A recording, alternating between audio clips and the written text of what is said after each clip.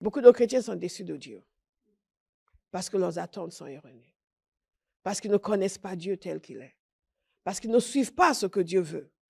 Ils pensent que Dieu va faire ce qu'eux veulent. Et à la fin, ils sont déçus. Beaucoup de gens ont abandonné l'Église parce qu'ils sont déçus de Dieu.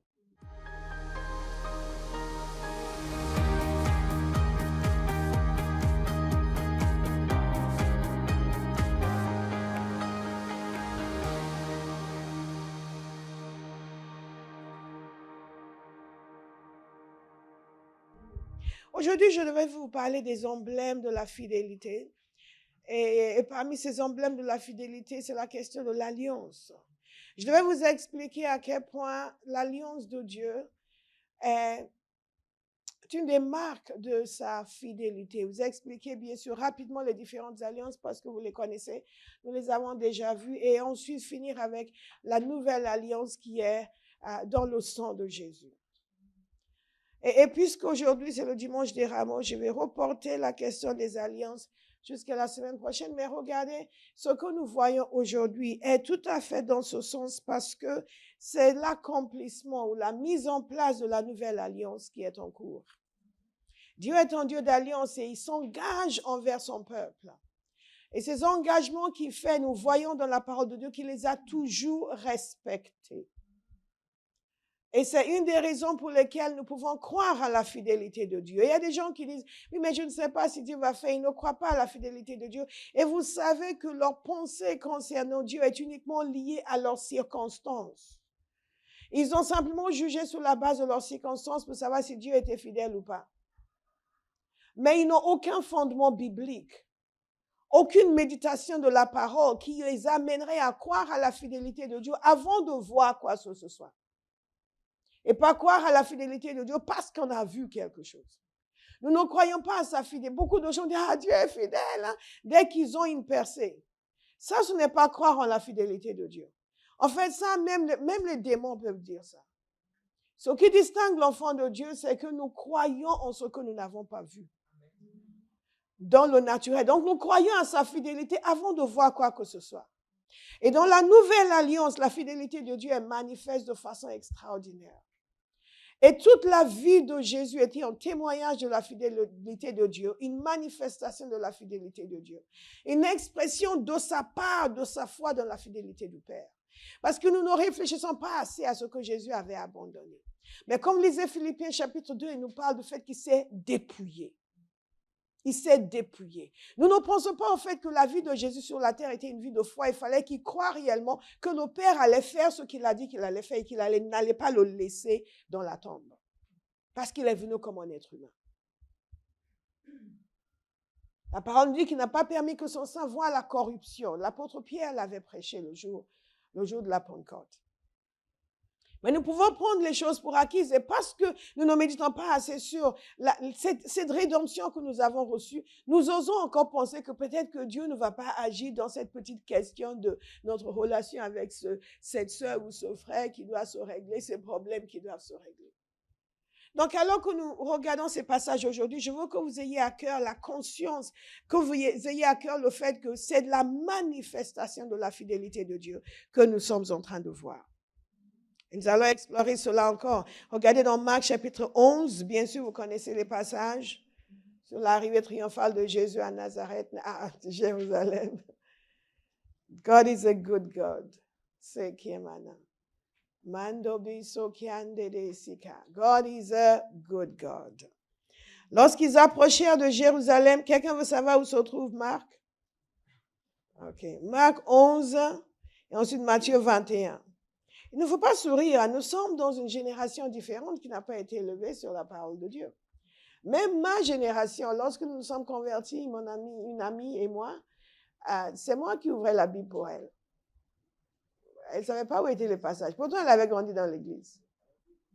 Mais ce n'était pas une église où ils ouvraient la Bible, où ils apprenaient aux enfants à lire la Bible. Donc, quand j'ai dit, non. Donc, si vous ne savez pas où ça se trouve, ne soyez surtout pas gênés. C'est tout à votre honneur que vous soyez à l'église alors que vous ne connaissez même pas la parole. C'est que Dieu vous a attiré. Lorsqu'ils approchèrent de Jérusalem près de Bethphagée et de Béthanie vers le mont des Oliviers, Jésus envoya deux de ses disciples en leur disant, « Allez au village qui est devant vous. Dès que vous y serez entrés, vous trouverez un ânon attaché sur lequel personne n'est encore monté. Détachez-le et emmenez-le. Si quelqu'un vous demande pourquoi faites-vous cela, répondez, le Seigneur en a besoin. Et à l'instant, il le laissera venir. » Les disciples partirent, trouvèrent l'ânon attaché dehors près d'une porte dans la rue et ils le détachèrent. Quelques-uns de ceux qui étaient là leur dirent, « Que faites-vous? Pourquoi détachez-vous cet ânon? » Ils répondirent comme Jésus le leur avait dit et il les laissa faire. Et on les laissa faire.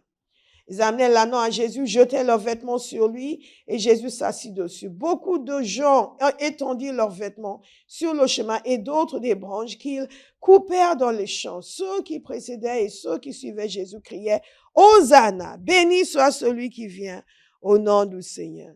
Béni soit le règne qui vient au nom du Seigneur. Le règne de David notre Père, Hosanna dans les lieux très hauts. » Je vais reprendre dans Matthieu 21, du verset 1 au verset 11, le même passage, parce que nous allons revenir sur Matthieu. Il nous donne quelques informations supplémentaires sur la dimension prophétique de cette situation. Lorsqu'ils approchèrent de Jérusalem et qu'ils furent arrivés à Bethphagée, vers le mont des Oliviers, Jésus envoya deux disciples en leur disant, « Allez au village qui est devant vous. Vous y trouverez tout de suite une ânesse attachée et un ânon avec elle. Détachez-les et emmenez-les moi. » Si quelqu'un vous dit quelque chose, vous répondrez, le Seigneur en a besoin. Et à l'instant, il les laissera aller. Or, tout ceci arriva afin que s'accomplisse ce que le prophète avait annoncé. Dites à la fille de Sion, voici ton roi qui vient à toi, plein de douceur et monté sur un âne, sur un ânon le petit d'une ânesse. Les disciples allèrent faire ce que Jésus leur avait ordonné. Ils amenèrent l'ânesse et l'ânon, mirent leurs vêtements sur eux et Jésus s'assit dessus. Une grande foule de gens étendirent leurs vêtements sur le chemin. D'autres coupèrent des branches aux arbres et en jonchèrent la route. Ceux qui précédaient et ceux qui suivaient Jésus criaient, « Hosanna au fils de David! Béni soit celui qui vient au nom du Seigneur! Hosanna dans les lieux très hauts! » Lorsqu'il entra dans Jérusalem, toute la ville fut troublée. On disait, « Qui est cet homme? » La foule répondit, « C'est Jésus le prophète de Nazareth en Galilée. » Et le titre de ce message, c'est « Qui est cet homme? » Qui est cet homme? Qui est cet homme? Nous sommes donc au commencement, au début de la Semaine Sainte, qui va se terminer avec la crucifixion et la résurrection de Jésus. Et ce qui est intéressant, c'est que cette période couvre une bonne partie de ce que l'on sait du ministère de Jésus. Quand vous lisez les évangiles, il y a une très grande partie de ce que Jésus a fait qui s'est produit entre ces deux événements, ou ces deux événements, disons, crucifixion et mort et résurrection, vous les mettez ensemble, entre ces deux événements.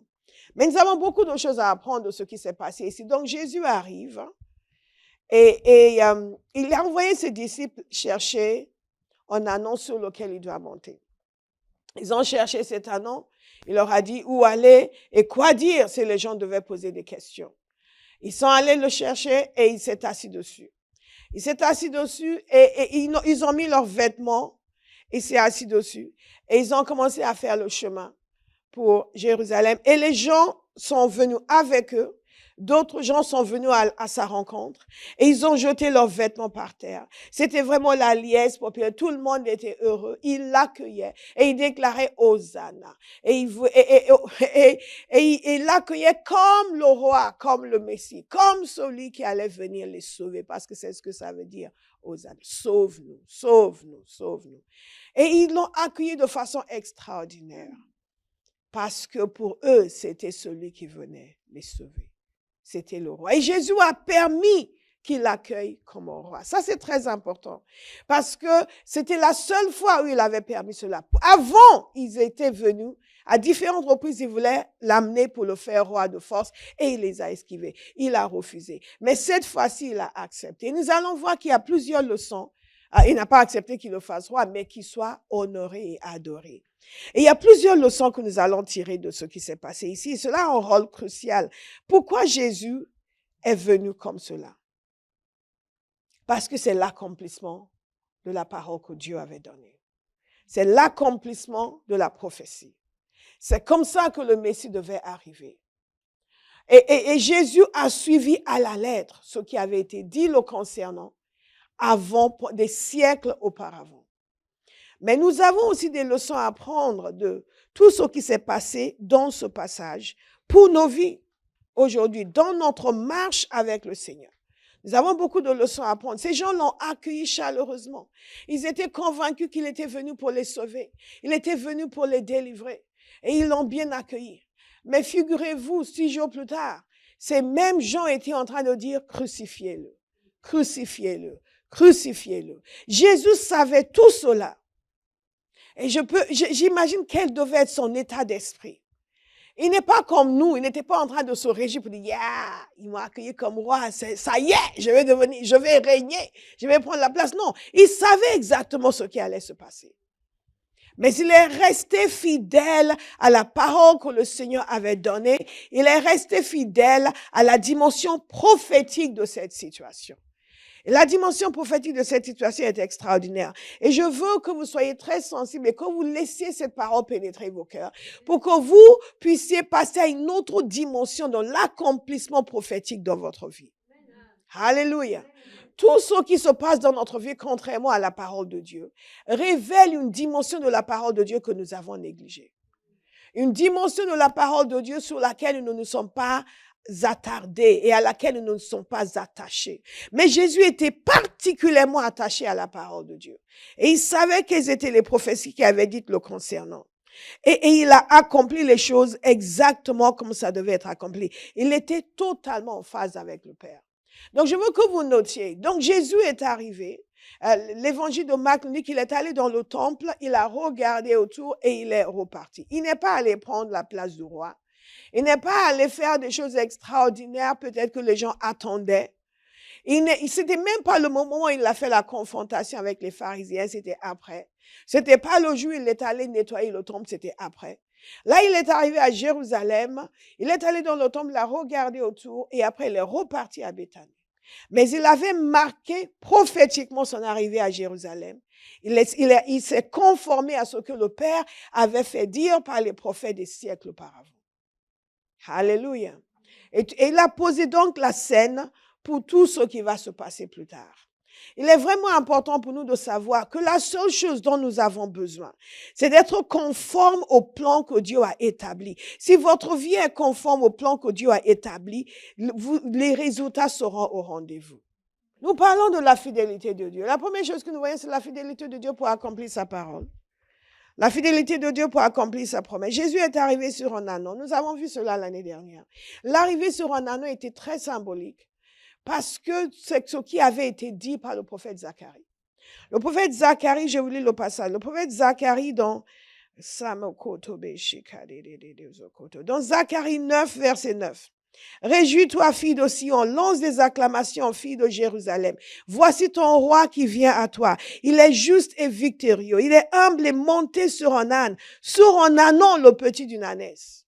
Est-ce que vous avez remarqué que quand Jésus a demandé qu'ils aillent chercher, je vous ai lu la version de Matthieu, il a dit qu'il y avait une ânesse et un ânon, n'est-ce pas?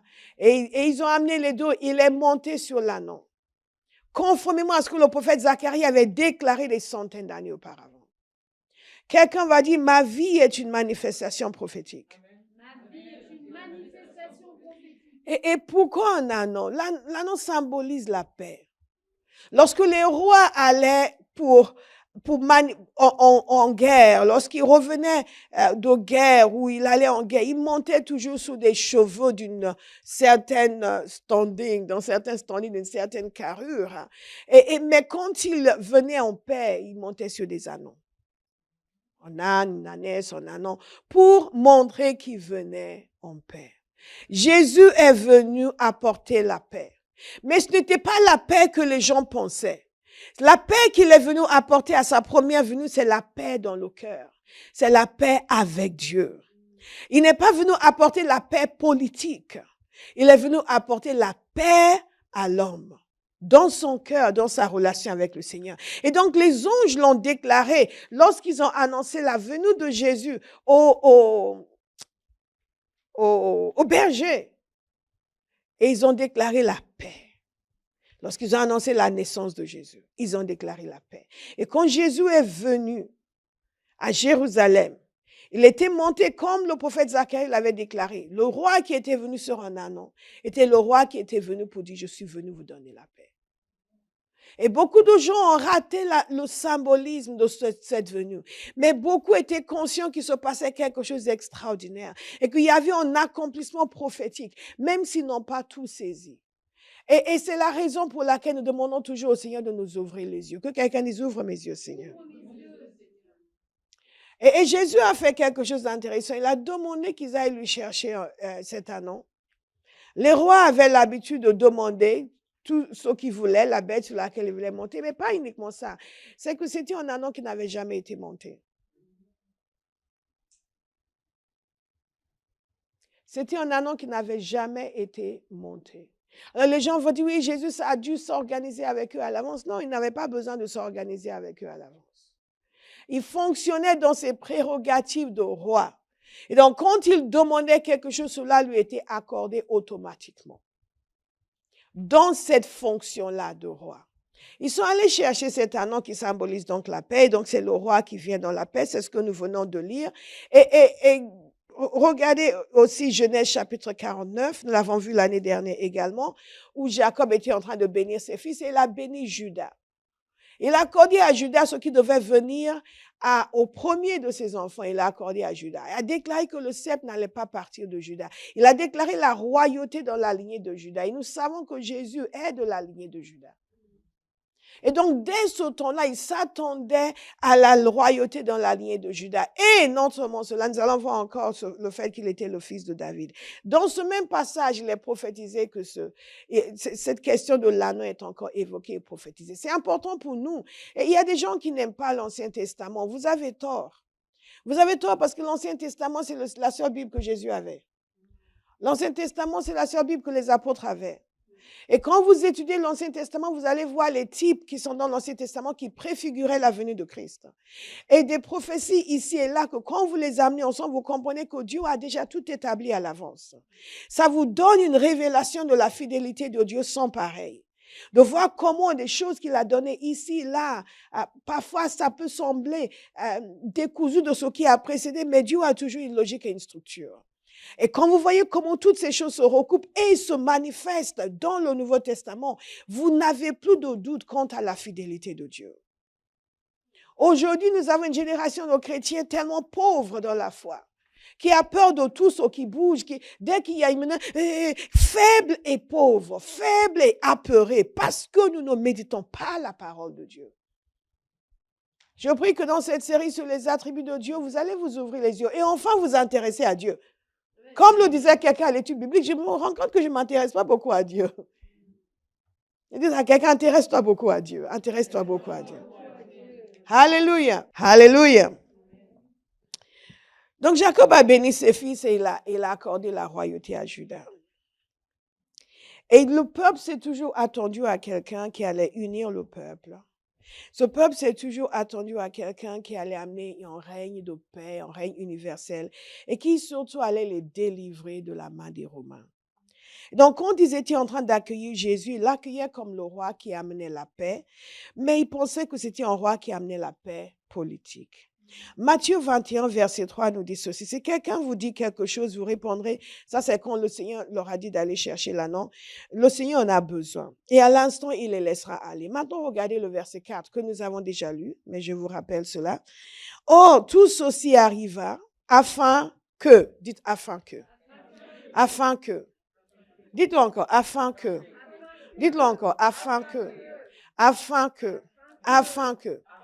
C'est important pour vous de prendre conscience du fait que Dieu agit toujours afin que. Il n'agit pas de façon isolée au hasard. Il agit toujours afin que toute action de Dieu doit avoir une conséquence. Toute parole de Dieu doit avoir une conséquence. Et vous devez avoir des actions qui coopèrent avec ce que Dieu a dit afin que. Alléluia. Indispensable. Nous avons l'habitude d'attendre Dieu. Mais Dieu nous attend. Et il dit, mais c'est le Seigneur a dit, donc j'attends. Non, Dieu vous attend.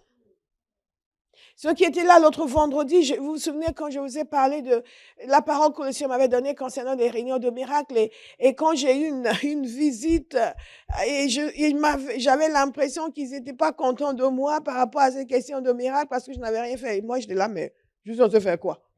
Je ne comprenais pas. Je dis, mais moi, j'attends. C'est le Seigneur qui a dit, j'attends. Mais non, il m'attendait moi. Il attendait que je me mette dans la parole. Il attendait que je demande plus de révélations. Il attendait que je médite sa parole. Il attendait que je commence à porter le fardeau de tous ces gens qui avaient besoin de miracles. Moi, j'attendais qu'il me donne encore des informations. Et on allait commencer les réunions comme on a déjà fait, n'est-ce pas, des réunions de guérison. On a l'habitude, ça fait des années qu'on fait ça et qu'on voit des gens guéris. Donc, j'attendais. Mais Dieu m'attendait, moi. Je devais faire quelque chose afin que sa parole s'accomplisse. Dites afin que. Afin que. Et parfois, ce qui sépare nos vies de là où Dieu veut nous amener, ce qui nous sépare de notre du dénouement, ce qui nous sépare de cette situation, de la solution à cette situation, ou de ce qui nous sépare de cette onction que nous attendons du Seigneur, c'est justement ce que nous sommes censés faire afin que. Donc, comme je vous dis toujours, je vous exhorte à cesser de harceler le Seigneur. Demandez-lui plutôt de vous parler. Demandez-lui même de vous harceler. Moi, je le dis au Seigneur, si je n'entends pas, ne me laisse pas. Hein. Ne me laisse pas dans la stupidité. S'il te plaît, Seigneur. Tu le dis, j'entends pas. Arrête-moi net. Crie, hurle, tout ce que tu veux. Just stop me. Shake me. Whatever. Vous me suivez? Je ne me fuis pas à moi-même pour dire je suis une grande servante, je suis prophète, donc c'est sûr que quand Dieu parle. J'ai même tellement harcelé le Seigneur pour me parler, jusqu'un jour il m'a dit, tu entends ma voix. Donc si tu n'as pas entendu, c'est que je n'ai pas encore dit. Je dis merci. Thank you, sir. Je vous ai même parlé en Yoruba. Tu ne m'as pas Yoruba ici. Thank you. Merci Seigneur. C'est tout ce dont j'ai besoin. Que tu n'as pas encore parlé, c'est pas que je t'ai raté. Dites afin que. Afin que. Et ce que nous constatons dans ce passage, c'est que Jésus savait tout ce qui avait été dit et il a agi afin que. Votre vie est une expression prophétique. Ne pensez pas que c'est vous qui décidez. C'est ma vie. Ce n'est pas votre vie, c'est sa vie. Il vous a acheté. Il vous a créé, en plus vous êtes asservi à Satan, il est venu vous racheter. Dites, j'appartiens à Dieu. C'est sa vie qui est en moi. Donc c'est lui qui décide. Et j'agis afin que sa parole s'accomplisse. Alléluia. Afin que s'accomplisse ce que le prophète avait annoncé. Dites à la fille de Sion, voici ton roi qui vient à toi, plein de douceur et monté sur un âne. Sur un ânon, le petit d'une ânesse. Les disciples allaient faire ce que Jésus leur avait ordonné. Rappelez-vous, au début du culte, j'avais lu le passage dans Jean, ce même passage dans Jean, et quelque chose d'intéressant était indiqué dans ce passage, c'est que les disciples ne savaient pas, ils ne comprenaient pas. C'est après qu'ils ont compris tout ce qui s'est passé. Mais ils sont allés faire ce que Jésus leur a dit de faire. Mais Jésus savait exactement ce qu'il faisait. C'est un accomplissement prophétique. Nous apprenons donc que Dieu est fidèle pour accomplir sa parole. Même des siècles après, il a accompli sa parole. Quand nous avons cette vision des choses de Dieu, nous cessons de nous laisser conditionner par le timing des autres. Ou qu'on nous impose un calendrier qui n'est pas de Dieu. Donc, on nous dit que oui, mais tu as 25 ans et tu n'es pas encore marié, ta vie est finie. Vous les regardez droit dans les yeux, qui t'a dit ça? Where is that coming from?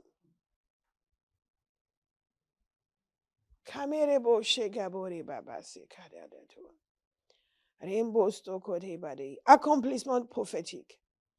Accomplissement prophétique. Et Jésus, ça c'est la première chose que nous apprenons de ce passage, que Dieu est fidèle pour accomplir sa parole. Et de tout ce passage, en fait, tout cet événement est un accomplissement prophétique. Tous les différents éléments représentent un accomplissement prophétique. La venue même de Jésus est un accomplissement prophétique. Alléluia. La deuxième leçon, mais je vais vous donner des leçons pratiques, c'est la souveraineté de Jésus concernant sa propre destinée. et sa fidélité pour aller jusqu'au bout de ce auquel il s'était engagé. La souveraineté de Jésus et sa seigneurie. Parfois, lorsque vous parlez avec des gens qui ne sont pas convertis, qui ont un esprit contestataire, ils vont vous dire, oui, mais c'est quoi ce genre de Dieu qui maltraite son fils? Et vous les regardez, vous dites, il n'y a pas encore de la palme pour la bêtise, sinon. Non. Non, Dieu n'a pas maltraité son fils. Le fils est offert en sacrifice. Alléluia. Et vous voyez dans ce passage, dans cet accomplissement prophétique, le fait que Jésus est le même, est celui qui leur a dit où aller chercher l'anneau. Ils ne l'ont pas dit, en fait, il nous faut un moyen de transport. Il n'y a pas de Uber, il n'y a pas de Hitch. Qu'est-ce qu'on peut bien utiliser? Non, c'est Jésus qui leur a dit où aller, quoi dire et comment faire. Parce que lui était conscient, d'où la prophétie de Zacharie, et il savait qu'il devait accomplir parfaitement la prophétie de Zacharie. Il était maître de sa propre destinée, parce qu'il était en phase avec le Père, même s'il était homme sur la terre. Je peux vous assurer que nous pouvons vivre dans la même dimension de maîtrise de notre destinée, si nous sommes en phase avec le Père.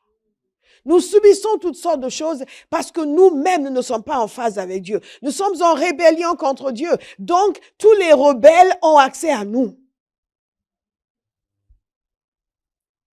Et quand nous sommes en rébellion contre Dieu, qu'est-ce qui se passe? Nous donnons accès à l'ennemi. Il peut facilement vous abattre parce que de toute façon, vous êtes en accord avec lui. Comme nous avons vu vendredi soir, il n'y a pas trois options. Ou nous sommes soumis à Dieu, ou nous sommes soumis à l'ennemi. Et souvent, vous voyez les chrétiens qui ont l'impression que la volonté de Dieu est difficile. Et c'est la volonté de Satan.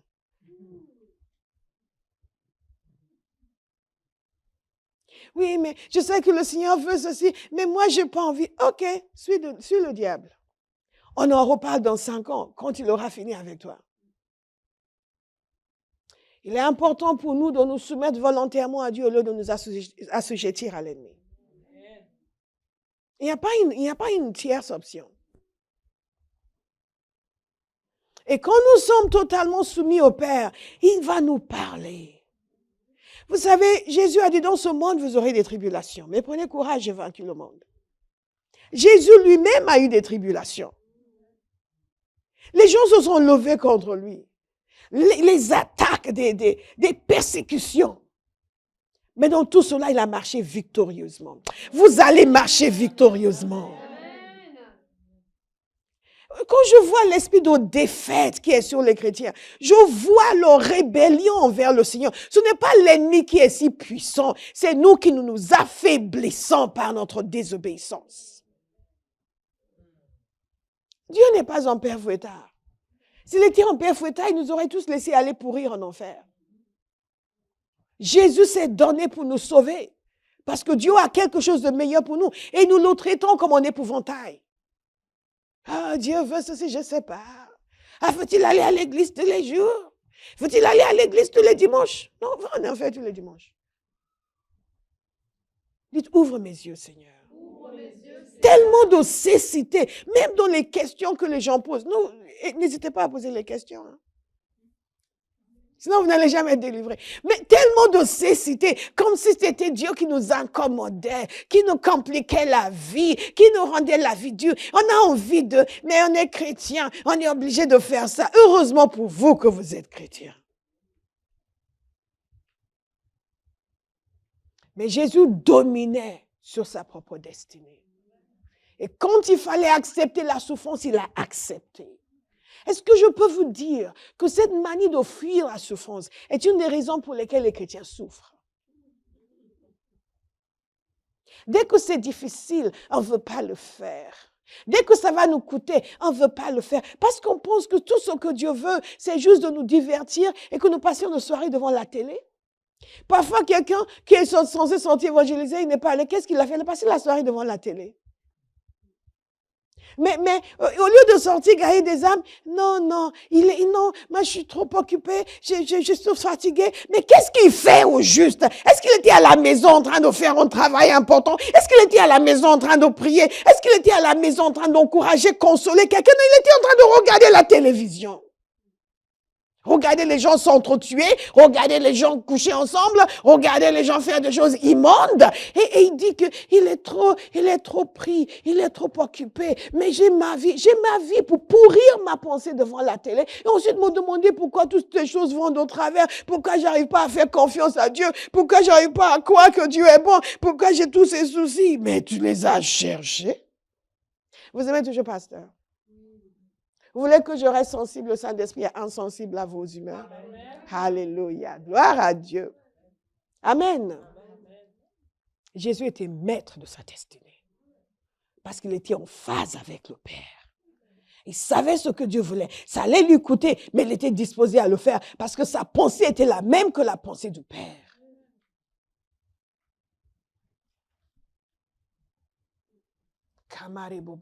Quand nous commençons à penser comme le Seigneur, quand nous arrêtons de faire comme si c'était Dieu qui est venu nous compliquer la vie, ou c'est pasteur qui est venu nous compliquer la vie parce que nous donne ça à faire. Soyez heureux quand on vous donne quelque chose à faire pour le Seigneur parce qu'on est en train de vous donner l'opportunité d'amasser des trésors au ciel.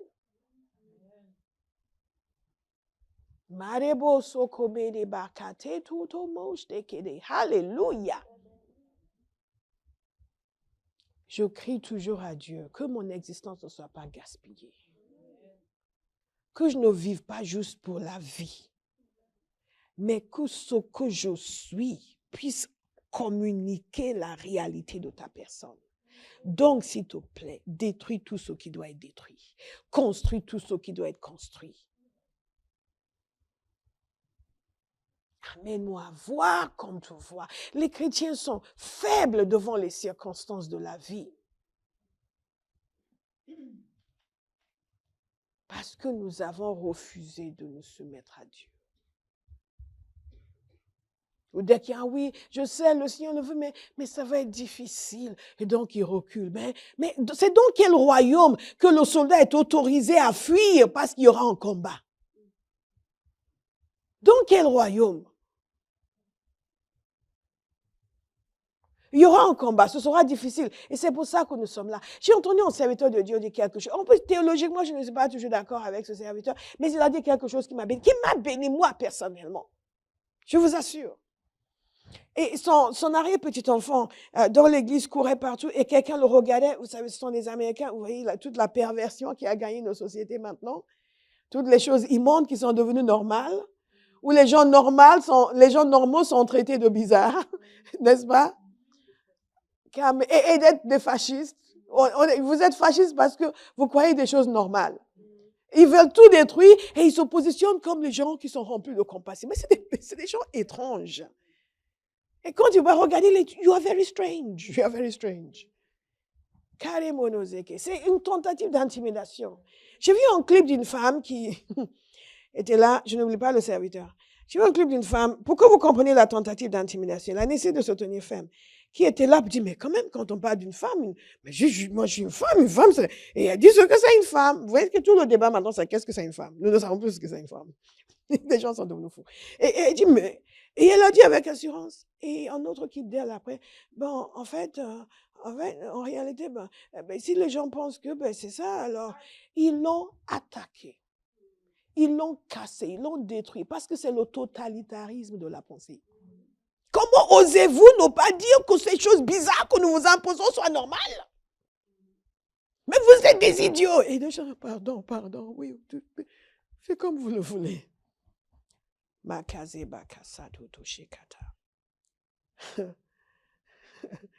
Ce serviteur de Dieu, on lui a demandé, mais vous, mais c'est, votre petit-fils, c'est vraiment, le pauvre, le monde dans lequel il va grandir, aïe. Il a dit, où est le problème? Nous sommes faits pour des temps comme celui-ci. Nous sommes faits, il est né dans sa génération. Justement pour agir dans sa génération. Et il est prêt pour ça. J'ai dit, mais c'est vrai. Ça m'a béni. Parce que j'avoue que moi aussi, parfois, je regarde les enfants, je dis, hey, Father, help them. Help them, help them. Aide-les.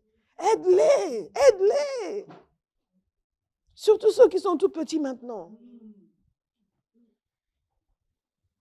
Bon, ceux qui sont déjà ados, ils ont vu autre chose. Donc, ils ont quand même un sentiment que mais c'est étrange tout ça. Mais ceux qui sont tout petits, ils sont insistants pour vraiment les manipuler. Elle a dit, mais non. Elle a dit, yes. Nous sommes faits pour notre génération. Nous sommes équipés pour notre génération. Mais c'est en fonction de notre soumission à Dieu. C'est comme ça que nous devenons maîtres de notre destinée. Et non pas des pions. Et non pas des faiblards. Et non pas des gens balayés à droite et à gauche. Qui fuient dès qu'il y a une confrontation. Qui fuient dès qu'il y a un conflit. Qui fuient dès qu'il y a une attaque. Qui fuient dès qu'il y a une souffrance. Quand vous voyez ce qui fait faiblir certains chrétiens, vous dites, mais il ne va pas tenir, lui. D'ici 5 ans, je vais entendre dire qu'il a complètement rétrogradé. Jésus était maître de sa destinée. Il était seigneur de sa destinée. Et c'est lui qui a orchestré la résurrection de Lazare. Ils lui ont dit, Lazare est mort. Lazare est malade. Il dit, non, on va attendre. Pendant tout ce temps-là, on ne savait pas qu'il pensait à son arrivée triomphale à Jérusalem. Parce que quand vous lisez l'évangile de Jean, il y a une connexion entre les deux. Parce que beaucoup de ces gens qui sont venus, qui l'ont suivi, sont des gens qui étaient au courant de la résurrection de Lazare. Et à cause de ça, ils ont mis leur foi en lui. Et les pharisiens étaient en colère, ils voulaient même tuer Lazare parce que Jésus l'avait ressuscité. Après, il est revenu, on va le retuer. Est-ce que vous me suivez? Dieu orchestre des circonstances.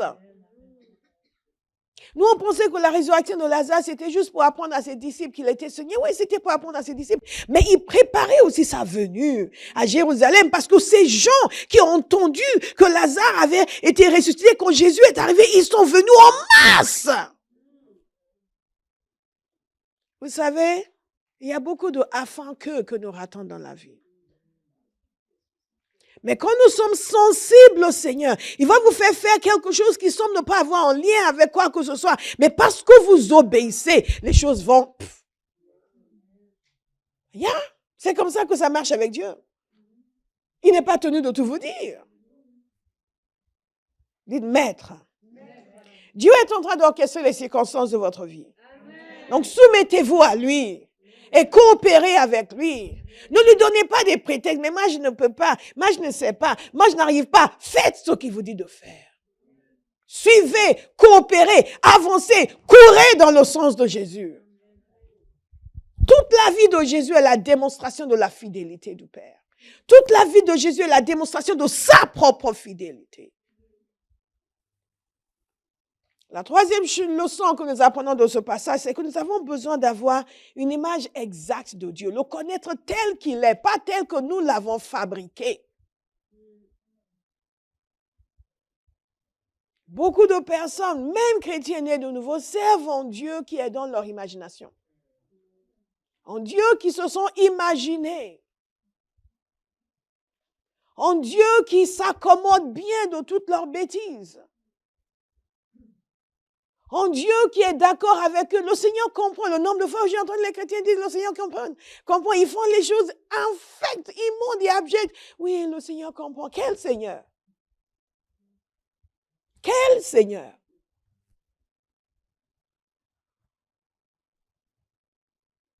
Le même Seigneur qui a dit à la femme adultère, va et ne pêche plus.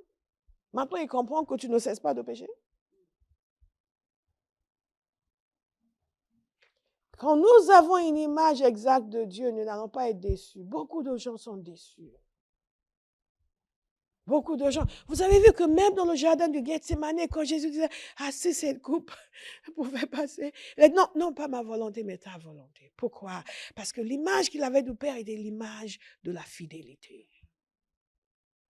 De la bonté, de la bienveillance, de la fidélité. Donc, il fallait qu'il souffre, mais c'était nécessaire. Donc, ce qui motivait sa décision, ce n'était plus son bien-être à lui, c'était la volonté du Père. Tout retard que vous accusez dans votre obéissance à Dieu est dû au fait que vous ne croyez pas en sa bonté. Vous vous protégez vous-même. Vous veillez sur votre bien-être aux dépens de la volonté de Dieu. Nous n'allons plus faire cela. Nous n'allons plus faire cela. Parce que faire cela, c'est se limiter en continu. Si vous êtes celui qui vous protège, vous allez continuer à être celui-là. Mais si c'est Dieu qui vous protège et que vous acceptez même la difficulté pour lui, c'est lui qui va continuer à vous protéger. Alléluia. Alléluia. Mais donc, comment est-ce que nous pouvons accepter que Dieu nous protège? Parce que nous avons une image exacte de lui. Vous savez, ces gens ont accueilli Jésus. Regardez comment ils l'ont accueilli.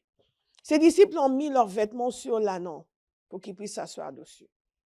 Et ensuite, les gens qui les accompagnaient, la foule qui les accompagnait, et aussi la foule qui venait de Jérusalem le rencontrer, ils ont jeté leurs vêtements par terre pour que son ânon marche dessus.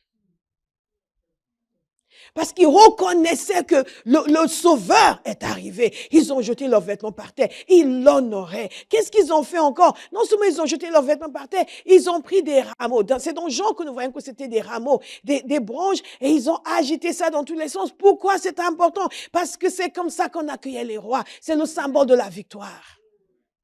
Alléluia. C'est le symbole de la victoire. Donc, elle prit des branches de palmier et allèrent à sa rencontre en criant, Hosanna! Béni soit celui qui vient au nom du Seigneur. Donc, non seulement ils ont posé leurs vêtements, ils ont agité ces branches, ils ont aussi commencé à faire des déclarations le concernant. Qu'est-ce qu'ils ont dit? Ils ont déclaré Hosanna. Hosanna veut dire sauve-nous. Béni soit celui qui vient dans le nom du Seigneur. C'est ce qu'ils ont déclaré. Béni soit celui qui vient au nom du Seigneur. Hosanna dans les lieux très hauts. Ils clamaient Hosanna, Hosanna. Et vous savez, pour nous, c'est un mot Hosanna. Pour eux, ce qu'ils disaient, c'était sauve-nous, sauve-nous, sauve-nous. Donc, vous voyez Jésus arriver et tous ces gens clamaient pour qu'il vienne les sauver. Et la parole nous dit que quand il est arrivé à Jérusalem, dans la version de Matthieu, toute la ville fut troublée. Toute la ville fut troublée. C'est qu'ils viennent nous sauver, qu'ils viennent nous sauver, qu'ils viennent nous sauver. Et ils étaient en train de clamer les paroles du psaume 118. Le psaume 118 était un des psaumes de louange qui déclarait pendant la Pâque, et la Pâque juive approchait. Tout cela en contexte. C'était, si je me souviens bien, le dernier des psaumes qui déclarait pour louer le Seigneur. Et eux, ils étaient en train de déclarer pour Jésus. En lui demandant de venir les sauver. De venir. Et ils ont dit, béni soit celui qui vient. Et c'est le psaume 118 au verset 25. Dans certaines traductions, ils ne mettent pas Hosanna, ils traduisent, ils disent, Éternel, accorde donc le salut. Accorde donc le salut. C'est ce qu'ils demandaient à Jésus, accorde le salut. Accorde le salut. Sauve-nous, sauve-nous, toute cette foule, sauve-nous, sauve-nous, sauve-nous. Nous avons vu à quel point le peuple était opprimé par les Romains. Et ils attendaient le Sauveur. Ils se sont dit, voilà, il est arrivé. Il va venir nous sauver. Il va venir nous sauver. Et tout le monde clamait, tout le monde criait, sauve-nous, sauve-nous. Il devait se dire, ça y est, il est venu, il va faire quelque chose. Les Romains vont nous laisser tranquilles. Nous allons récupérer notre nation. Et ils criaient, sauve-nous. Ils criaient, sauve-nous. Vous imaginez leur état d'esprit. Jésus les a laissés faire. Il n'a pas corrigé leur théologie. Il les a laissés faire. Mais ils se sont trompés sur la nature du salut qu'il apportait. Et il déclarait, béni soit celui qui vient au nom du Seigneur. Il l'appelait fils de David. Et 2 Samuel 7 nous dit que le Messie sera le fils de David. Donc, il s'attendait, il se disait, c'est lui, c'est le Messie, c'est bon.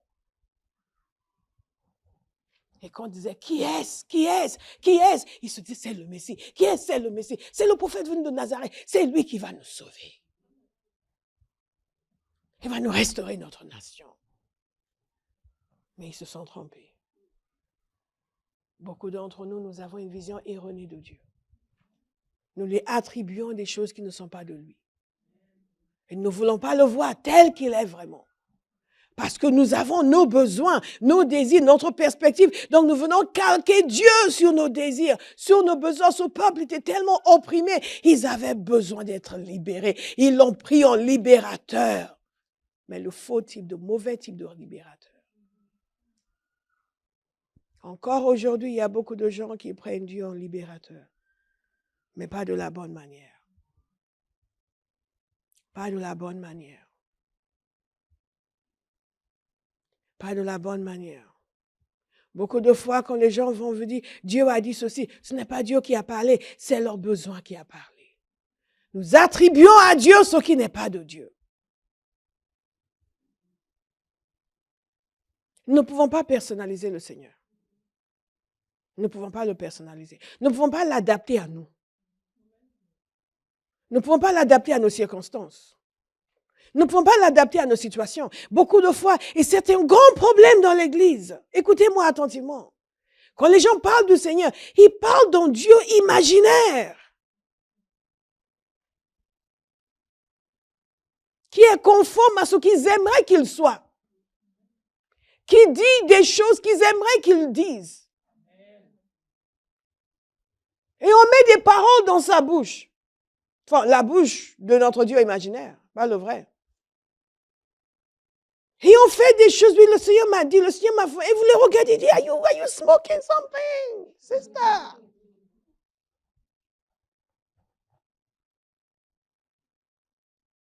Il faut déposer l'herbe. C'est pas bon. Non. C'est un grave problème dans l'Église.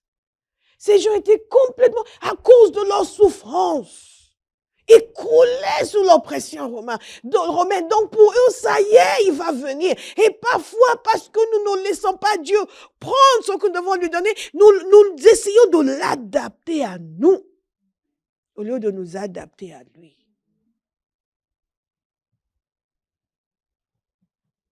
Question, quelle image est-ce que tu as de Dieu? Est-ce que ça correspond à la réalité? Ou est-ce que ça correspond juste à un père imaginaire que tu t'es fabriqué? Je vous dis toujours que Dieu est un être complexe, il n'est pas unicellulaire. Nous ne pouvons pas le cloisonner, nous ne pouvons pas le contourner, nous ne pouvons même pas le définir. Il se révèle.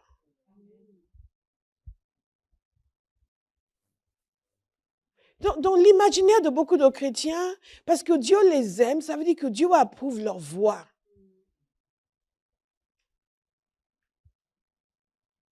Dieu peut vous bénir en cet instant et l'instant suivant vous reprendre sévèrement. Parce qu'en lui, il n'y a pas de dichotomie. Son amour l'amène à vous bénir et son amour l'amène aussi à vous reprendre. Et nous, quand on nous reprend, c'est parce qu'on ne nous aime pas. Non. Dieu est un faiseur d'hommes. Il est constamment en train de nous perfectionner. Et si je vous dis aussi souvent que si Dieu ne vous a jamais repris sévèrement, vous ne l'avez jamais entendu sa voix.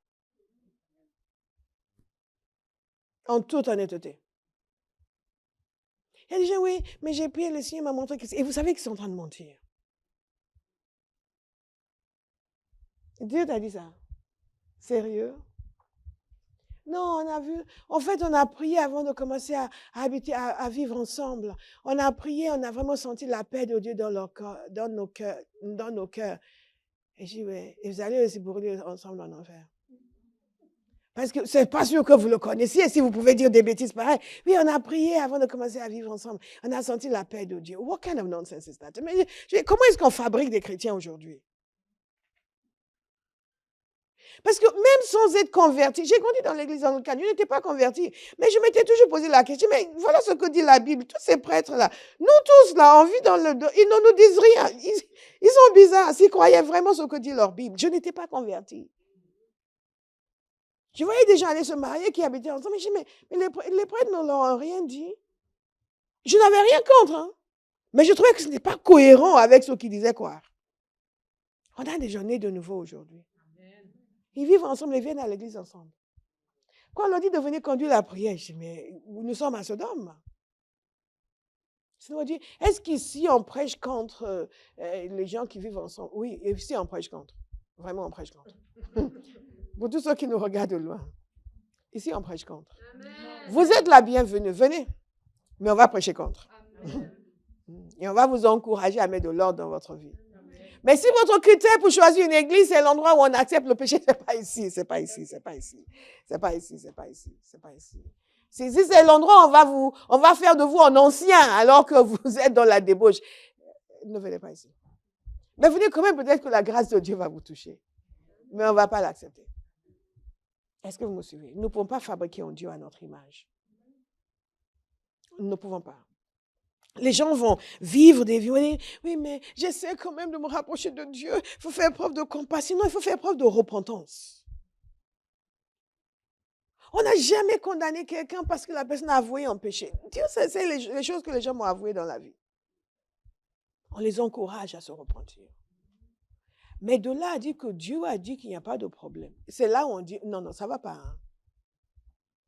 Quand quelqu'un est repentant, tout ce qu'on fait, c'est prendre la personne, l'aider, marcher avec lui. Et on ne vous raconte pas non plus que, si vous savez ce qu'elle a dit.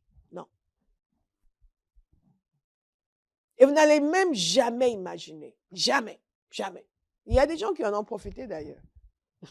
Du fait qu'ils savent qu'on n'expose pas leur péché. Mais quand quelqu'un veut justifier et dit oui, j'ai prié et le Seigneur m'a dit, et non, nous on a la paix, là on dit non, ça ne va pas du tout. You don't know God.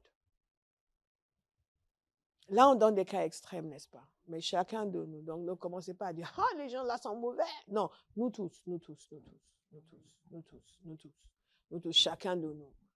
Nous avons quelque chose où nous fabriquons Dieu à notre image.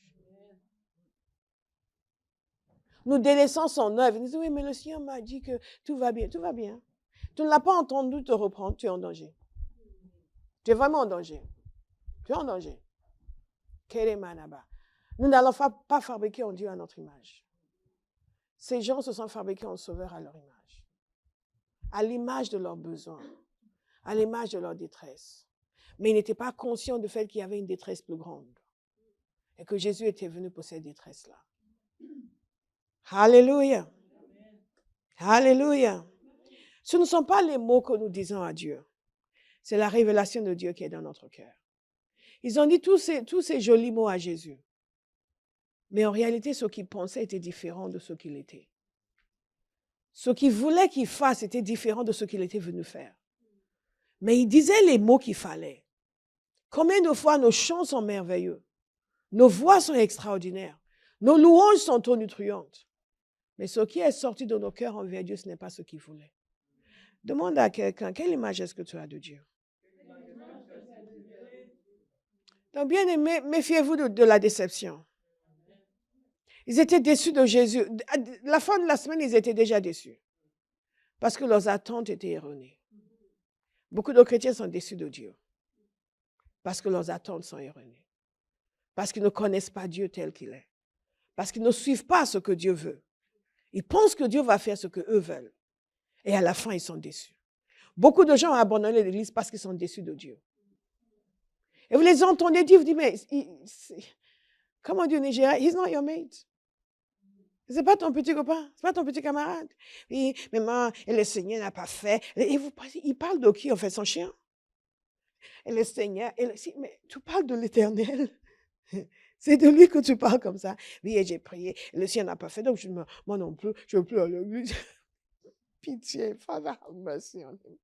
Et pitié de celui-ci, et pitié, et pitié. Que Dieu ait pitié de nous. Amen. Chacun de nous, que Dieu ait pitié de nous. Que Dieu ait pitié de nous dans notre insolence à son égard. Notre déception. Comme si Dieu était capable de décevoir qui que ce soit. Ils étaient déçus de Jésus. Méfiez-vous de ne pas avoir des attentes erronées. Méfiez-vous de ne pas façonner un Dieu à votre image, ce qui va conduire à la déception. Parce que nous savons qu'il est fidèle. Et il ne déçoit jamais. Dites, il ne déçoit jamais. La quatrième chose que nous apprenons de ceci, c'est que Dieu est maître du temps. Dieu est maître du temps et des saisons. Donc, il est important pour nous de reconnaître les temps de Dieu. les saisons de Dieu et d'entrer dedans. Il y a un passage qui est très intéressant ici dans Luc. Il nous a dit, le même passage dans Luc 19, il nous a dit que Jésus avait pleuré sur Jérusalem. Donc, vous voyez, c'est un moment qui était à la fois sympathique, mais aussi amer. Vous voyez, tous ces gens, j'imagine les disciples étaient contents. Eux, ils voulaient toujours être avec le roi. Rappelez-vous, ceux qui voulaient être à sa droite, à gauche, à droite. Oui, ils étaient contents, ils arrivaient triomphants. Ils disaient, c'est bon. Yeah, we're in the big league. La reconnaissance est enfin venue. Maintenant, ils vont savoir qu'on est là. Ils pensaient qu'on était juste des Galiléens. Nous sommes venus prendre la ville de Jérusalem. Yes, à la conquête. Ils devaient être fiers, les disciples de Jésus. Et les gens, tout ce monde qui venait, tu es avec les... Ah oui, nous sommes les disciples de Jésus. Oui, vous aussi, vous êtes... Ah oui, nous sommes... Moi, je suis le numéro 2. Ah oui, tu peux me le présenter. Calme-toi, suis simplement. Fier d'être avec Jésus. Fier. C'était un moment de gloire. Et Jésus s'est mis à pleurer. Il s'est mis à pleurer. Et il s'est mis à pleurer. Et c'est intéressant ce qu'il dit. Dans Luc 19, 42, il dit ceci. Si seulement tu avais, toi aussi, reconnu aujourd'hui ce qui peut te donner la paix. Mais maintenant, cela est caché à tes yeux. Des jours viendront pour toi où tes ennemis t'entoureront d'ouvrages fortifiés, t'encercleront et te serreront de tous côtés. Ils te détruiront, toi et tes enfants au milieu de toi. Et ne laisseront pas en toi pierre sur pierre parce que tu n'as pas reconnu le moment où tu as été visité. Tu n'as pas reconnu le moment. Dites à quelqu'un, reconnais le moment. Reconnais le moment. Dieu est maître sur le temps et sur les saisons. Je vous avais dit précédemment qu'ils avaient cherché avant à célébrer Jésus comme roi et il a dit non et il a refusé. Mais là, il l'accueille comme roi et il a accepté. Parce que c'était le temps pour cela. Mais c'était le temps pas uniquement pour lui, mais aussi pour son peuple. Et comme ils se sont trompés sur la nature de son œuvre, ils se sont trompés aussi sur la visitation qui leur avait été faite. Et beaucoup de chrétiens cherchent tellement à imposer leur volonté à Dieu, à convaincre le Seigneur que leur voie est la bonne, qu'ils ratent leur temps et la saison que Dieu leur donne. Il y a un temps pour chaque chose. Je suis persuadée que si je ne m'étais pas mise à écrire, il y a 7 ans de cela, quand le Seigneur l'a dit, alors que ce n'était pas du tout dans mon projet, beaucoup de choses se seraient passées et j'aurais raté ce temps. Je vous invite, comme je vous dis souvent, à prendre votre vie au sérieux. Jésus était maître de sa destinée. Il savait dans quel temps il devait faire chaque chose. Mais parfois, nous avons des oreilles qui sont bouchées par l'ennemi. Donc, peu importe ce qu'on nous dit, on n'écoute pas. Jusqu'à ce que ce soit trop tard. Ce ne sera pas votre témoignage. Jésus a pleuré sur eux. Il a pleuré sur eux parce qu'il voyait qu'ils étaient en train de rater un temps important pour eux. Il a pleuré sur eux parce qu'il voyait ce qui allait se passer et comment cette ville serait détruite et l'hécatombe qui allait se produire. Plus d'1 million de personnes ont été massacrées. À peine une 40aine d'années après la mort de Jésus. Bien-aimés, faisons confiance à celui qui connaît la fin avant le commencement. Et arrêtons d'argumenter avec Dieu. Arrêtons d'avancer le petit savoir humain devant le Seigneur. Il sait ce que vous ne savez pas. Il connaît ce que vous ne connaissez pas. Il fait les choses en leur temps. Certains sont impatients, d'autres sont en retard. Il y a un temps pour faire chaque chose et on ne reconnaît pas le temps et on traîne des pieds. Et on traîne des pieds et la saison passe. Et la saison passe. Je dis, mais je ne comprends pas. Il y a un moment où la saison est passée.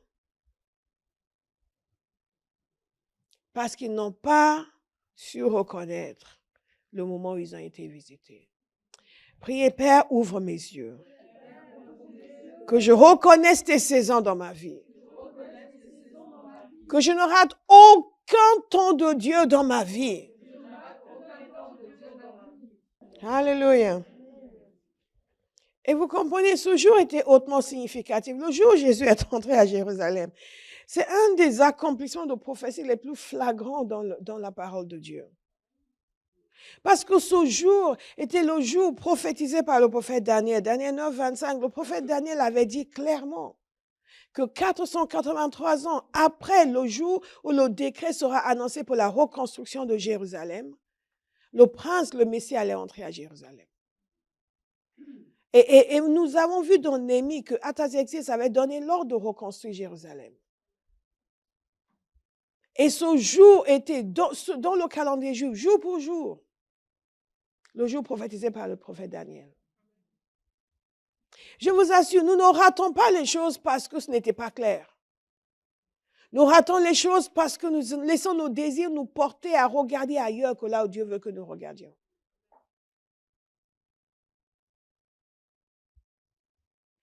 Il y a une servante de Dieu, j'étais jeune dans la foi quand je l'ai entendu dire, elle était tout le temps, I don't want to miss God, I don't want to miss God, I don't miss God. Et je lui ai dit, Joyce, if you miss me, I'll find you. Moi aussi, ça m'a rassurée parce que ça, je ne veux rien rater, je ne veux pas rater. Si tu rates, je te trouverai. Mais ça, c'est parce que le cœur est désireux, pas parce qu'on est orgueilleux et arrogant et qu'on est sourd et qu'on ne fait pas attention. Beaucoup de gens pensent qu'ils ont tout leur temps. Pourquoi c'est pressé? Il y a des choses qui ne peuvent pas attendre. Parce que c'est maintenant que ça doit être fait.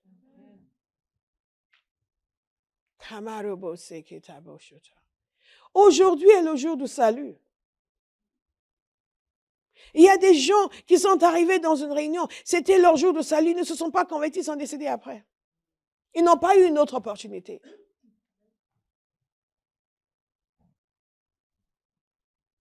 Est-ce que c'était Oral Roberts, quel serviteur de Dieu, qui disait comment dans une réunion, il y avait des jeunes hommes, il y avait 3, je crois, jeunes hommes qui étaient au fond que de juste au nom.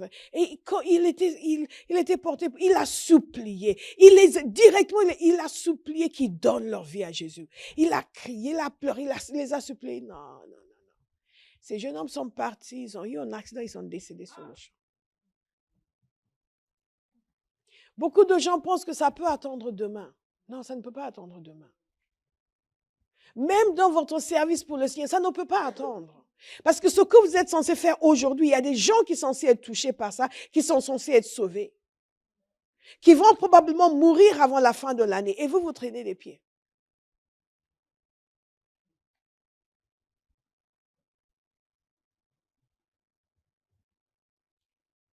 Et vous traînez les pieds. Parce que nous ne sommes pas conscients que Dieu fonctionne dans le temps et dans la saison. Nous pensons que Dieu a une préoccupation nous-mêmes. Non. Dieu a une préoccupation, sa volonté. Dites sa volonté. Sa volonté. Sa volonté. Sa volonté. Et notre poids dans le royaume de Dieu n'est pas fonction de notre beauté ou même de l'amour que Dieu a pour nous. C'est fonction de la correspondance de nos vies avec sa volonté. Dans quelle mesure est-ce que nos vies servent sa volonté? Jésus a complètement fait la volonté du Père. C'est tellement extraordinaire. Et ces gens ont raté le temps de leur visitation. Les prophéties étaient là. Tout était là. Nous sommes capables d'une grande cécité, je vous assure. Une très grande cécité. Même en tant qu'être humain, parfois, je vois les gens, je dis, my God, how do you get sense into them? Comment on fait pour faire entrer la raison dans leur tête? Et vous voyez tout ce qu'ils peuvent devenir et comment ils sont en train de végéter. Et juste les amener à faire un pas, 2 pas, tout va changer. Mais ils ne le font pas. Oui, mais je sais, mais je me dis un jour certainement, mais le temps de leur visitation était venu. 5e leçon. Qu'est-ce que Jésus a fait dans ce passage? Il a pleuré sur la ville. Il a pleuré sur eux parce qu'il avait de la peine pour eux. Il voyait leur détresse, il voyait leur désarroi. À une autre occasion, il avait dit, mais qu'ils étaient comme des brebis sans berger. Et qu'à chaque fois, il voulait les rassembler dans ses bras, mais il n'en voulait pas. Ça aurait été bien si ces choses étaient uniquement dans le passé. Mais même chrétiens nés de nouveau, beaucoup d'entre nous sommes comme ça. Les gens errent à droite et à gauche. Une fois, j'ai prié pour quelqu'un qui était membre de cette église, qui était parti, qui était revenu. Et j'ai prié pour la personne. Je pensais juste que la personne était partie, était revenue. Mais quand le Seigneur m'a commencé, l'esprit d'errance, elle était allée partout. Je ne savais pas. Et en démon s'était attaché à elle en esprit d'errance. Je ne savais même pas que ça existait. C'est ce jour-là, parce que les gens pensent que non, moi je suis libre, je ne m'attache pas. Non, c'est un démon, c'est un esprit d'errance. Il faut s'attacher quelque part. J'ai prié pour la personne, esprit d'errance. Il est là, et là, et là, et là. Et les gens passent totalement à côté et ne voient même pas ce qui est important pour Dieu. La seule chose qui compte, c'est, bon, est-ce qu'ils chantent bien ici? Non, j'aime pas. Ah, ils m'ont bien accueilli, je suis là. 2 mois après, non, finalement, c'est pas ici. Et entre-temps, ceux qui touchent le cœur de Dieu, ils sont totalement étrangers à cela. Jésus a vu la détresse de ces gens et il a pleuré. Et vous savez, quand il dit qu'il a pleuré ici, ce n'était pas comme à la tombe de Lazare. À la tombe de Lazare, c'est comme il a eu une petite larme. Mais ici, il a sangloté. C'est ce que le mot veut dire, il a sangloté. C'est son cœur était secoué.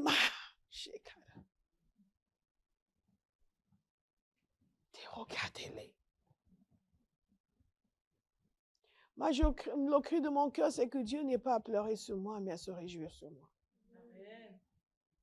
Mais que j'ai son cœur pour pleurer sur les perdus. Amen. Jésus, le roi, Dieu, il a ressenti leur détresse et il a pleuré sur eux. Alors pourquoi nous, nos cœurs sont si durs? Pourquoi nous sommes capables? Jésus n'avait rien à gagner.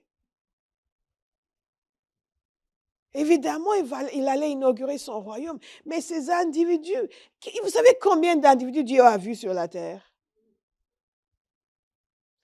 On se croit si important. On est important que parce que Dieu nous donne de l'importance. Nous sommes éminemment reproductibles. Dieu peut nous reproduire à la chaîne. Vous comprenez? On n'y pense pas souvent. Pour être reconnaissant pour l'amour qu'il a pour nous, pour le traitement personnel qu'il nous donne. Parce que qui sommes-nous? Vous savez combien d'individus ont déjà vécu sur la terre? Combien d'individus vivent sur la terre aujourd'hui? Si vous ne cessiez d'exister, quelle différence ça va faire?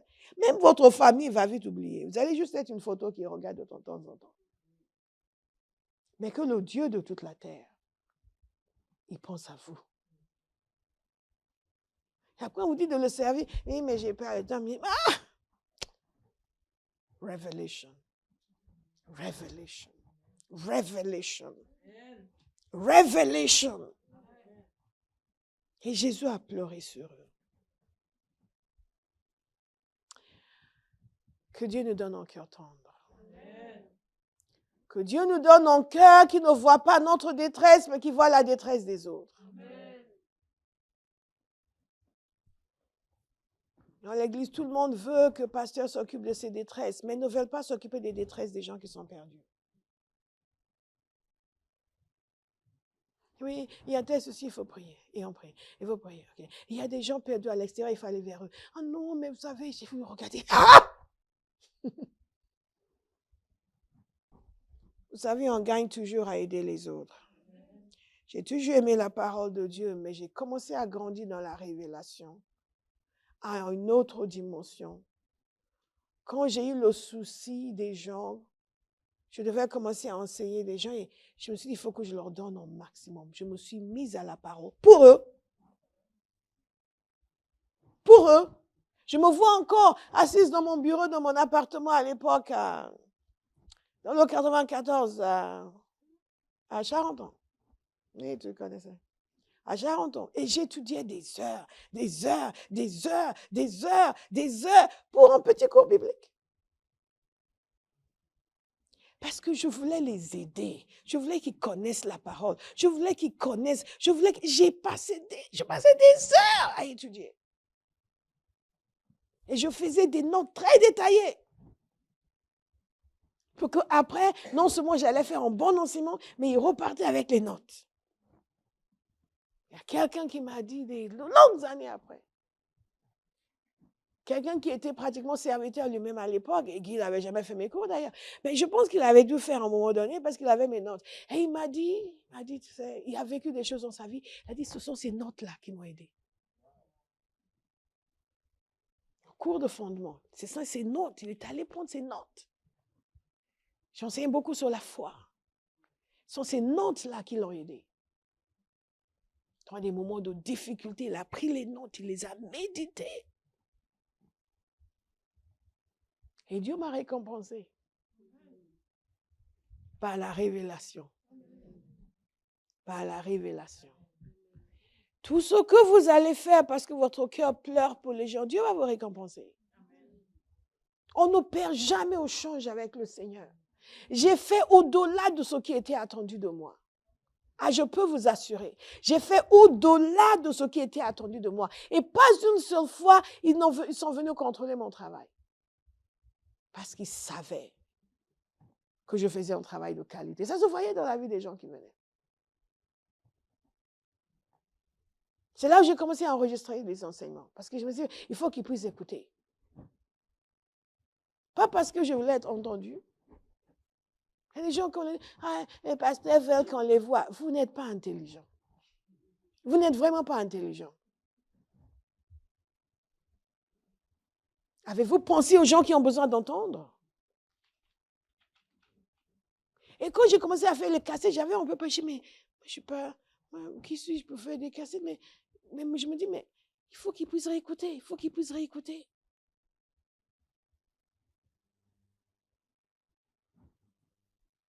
Et certains ont encore les cassettes pour pouvoir réécouter, regarder les notes, apprendre, grandir. Si vous n'avez pas de cœur pour les autres, vous n'avez pas le cœur de Dieu. Si vous faites juste parce qu'on vous dit de faire et que ça ne vous prend pas les tripes, vous n'avez pas encore le cœur de Dieu. De toute façon, vous n'allez pas durer. À chaque fois que j'étais fatiguée, j'ai dit, Seigneur, renouvelle la grâce, renouvelle la grâce. Je ne me suis plaint d'une seule fois. Tu m'as déjà entendu me plaindre? Ni aux gens que j'enseignais, ni aux serviteurs, ni aux pasteurs. Pas une seule fois. Oh, c'est difficile, c'est dur. J'ai toujours la première arrivée à l'église. C'est moi qui ouvrais les portes parce qu'on faisait le cours avant le culte. Comme ceux qui arrivent tôt le matin. Ah, c'est trop tôt. Vous ne savez pas ce que c'est arrivé tôt. Kamarebo Shek. J'ai fait pendant des années. Moi seul. Kamarebo. Pourquoi? Parce que vous sentez que si les gens n'ont pas la parole, leur vie ne va pas avancer.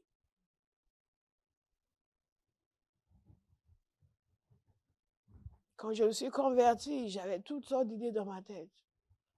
Mais une amie m'avait dit, on va au cours pour les nouveaux convertis. J'y suis allée, j'ai appris des choses.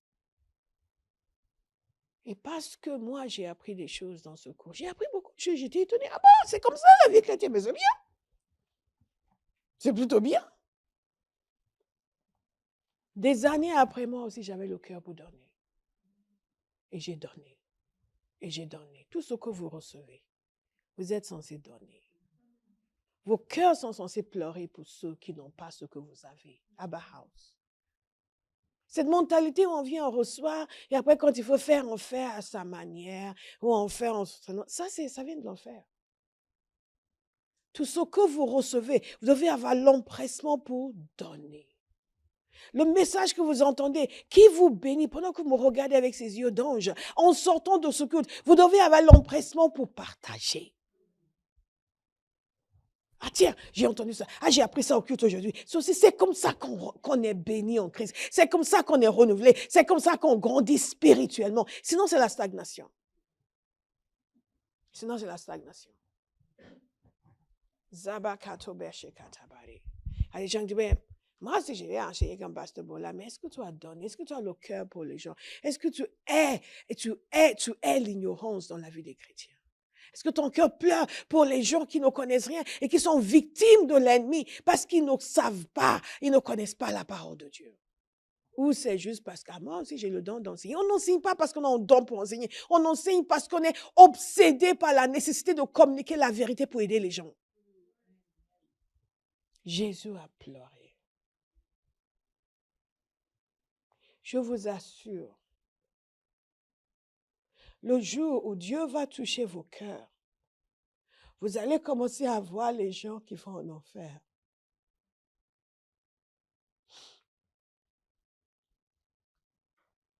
Et que vous allez commencer à pleurer pour eux.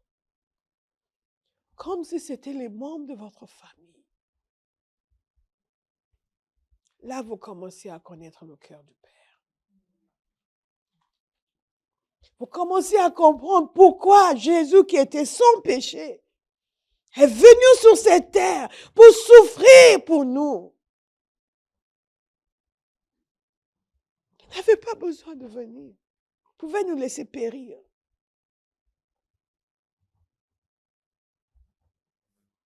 Et pendant qu'ils étaient en train de l'accueillir, lui, il pleurait sur eux. Il pleurait sur eux parce qu'il savait qu'ils n'avaient rien compris.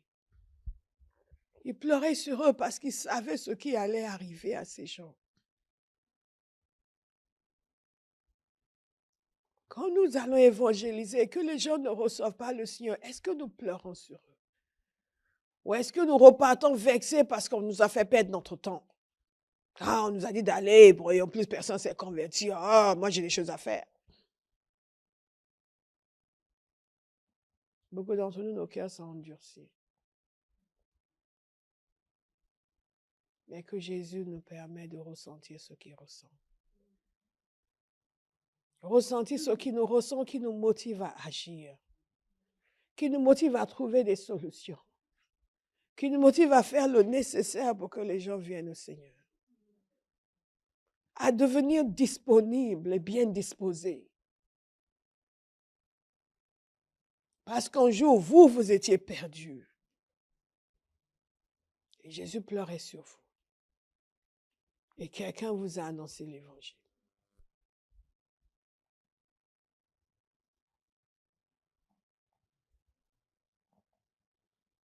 Le grand défi de cette génération, ce n'est pas la bénédiction de Dieu. Oh, Dieu bénit nous. Dieu bénit toujours.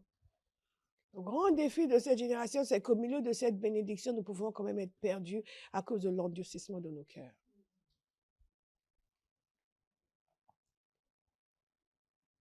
Ce serviteur a dit que son arrière-petit-fils était né au bon moment. Parce qu'il y a du travail à faire. Ils vont nous persécuter, mais bien entendu, la foi chrétienne est née dans la persécution. Nous sommes faits pour être persécutés, pour triompher de la persécution. Mais est-ce que nous allons avoir la compassion pour les perdus? Est-ce que nous allons l'avoir suffisamment pour avoir de l'empressement pour faire ce qu'il faut pour les gagner? Est-ce que nous allons l'avoir suffisamment pour pleurer sur les gens que nous évangélisons plutôt que de nous énerver parce qu'ils ne se sont pas convertis et nous avons perdu notre temps? Est-ce que nous allons avoir suffisamment de compassion pour faire ce qu'on ne nous a pas demandé de faire, pour aller au-delà de ce qui nous est demandé juste parce que nous voulons voir les gens convertis? Ou est-ce que nous allons continuer à nous plaindre de ce qu'on nous demande de faire parce que c'est trop pour nous alors que les gens meurent autour de nous? Est-ce que nous allons avoir le cœur de Jésus? Parce que nous recevons bien de la main de Jésus et non-stop. Nous allons prier ce matin.